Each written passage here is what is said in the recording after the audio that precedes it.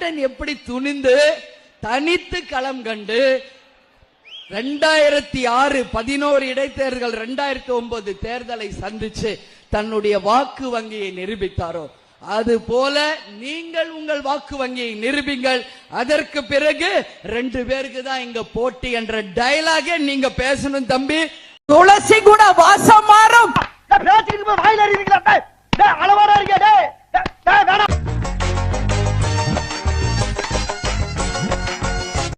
இந்திய அண்ணா திராவிட முன்னேற்ற கழகத்துடன் கூட்டணி சேர்ந்ததால் தான் தேமுதிகவுக்கு இத்தனை சட்டமன்ற உறுப்பினர்கள் கிடைத்தார்கள். அதனால் தான் அவர்களுக்கு எதிர்க்கட்சி தலைவர் அந்தஸ்தும் கிடைத்தது, பிரதான எதிர்க்கட்சி என்ற தகுதியும் அந்தஸ்தும் கிடைத்தது.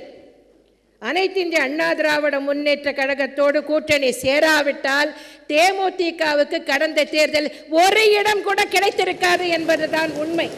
குறி வைத்தால் தவற மாட்டேன், தவறுமானால் குறியே வைக்க மாட்டேன்.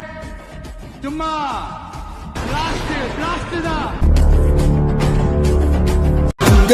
உங்க விஜய் உயிர் என்ன வரனா